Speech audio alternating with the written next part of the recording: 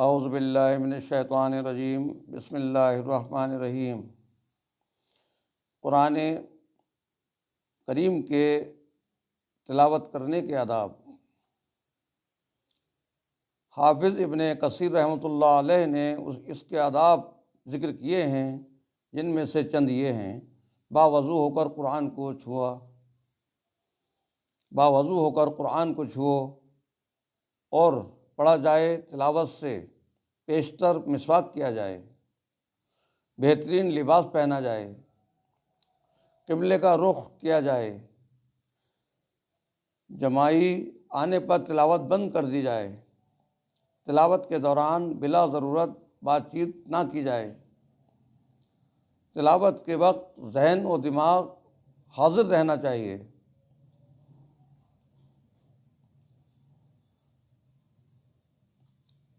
وعدے کی آیت پر توقف کر کے اس کا سوال کیا جائے اور وعید کی آیت پر رک کر اس سے پناہ مانگی جائے، مصحف کو کھول کر نہ رکھیں اور نہ اس کے اوپر کوئی چیز رکھیں۔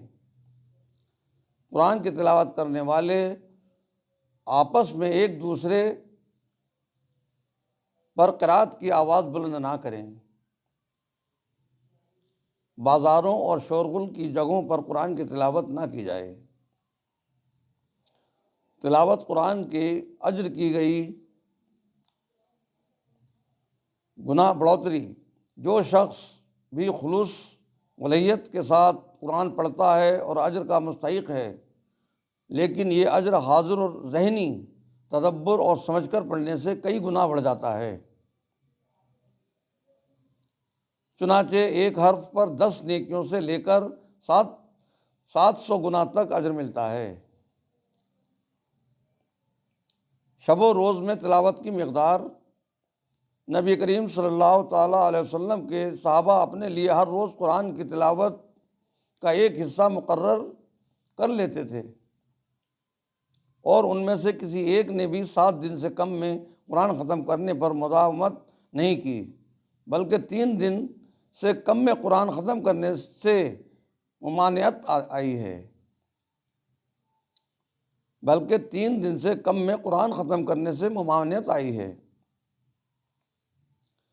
آپ اپنا وقت قرآن کی تلاوت میں گزارنے کے حریص بنیں اور اپنے لیے روزانہ تلاوت کی ایک مقدار مقرر کر لیں، جیسے کسی بھی حالت میں نہ چھوڑیں۔ ہمیشگی کے ساتھ کیا جانے والا تھوڑا ہی عمل ناغہ کر کے کیے جانے والے زیادہ عمل سے بہتر ہے۔ اگر آپ غافل ہو جائیں یا سو جائیں تو اگلے دن اس کی قضا کر لیں۔ فرمان نبوی صلی اللہ تعالیٰ علیہ وسلم ہے، جو شخص اپنے حسب یعنی یومیہ مقدار تلاوت یا اس کے کچھ حصے سے سو گیا، پھر اسے فجر اور ظہر کی نماز کے مابین پڑھ لیا، تو وہ اس کے لیے ویسے ہی لکھا جائے گا گویا اس نے اسے رات کے حصے میں پڑھا ہے۔ آپ ان لوگوں میں سے نہ بنیں جنہوں نے قرآن کو چھوڑ دیا اور فراموش کر دیا، خواہ وہ چھوڑنا کسی بھی قسم کا ہو، جیسے اس کی تلاوت یا اسے ترتیل کے ساتھ پڑھنا یا اس میں تدبر کرنا یا اس پر عمل کرنا یا اس کے ذریعے شفا یابی طلب کرنا چھوڑ دینا ہے۔ اللہ حافظ۔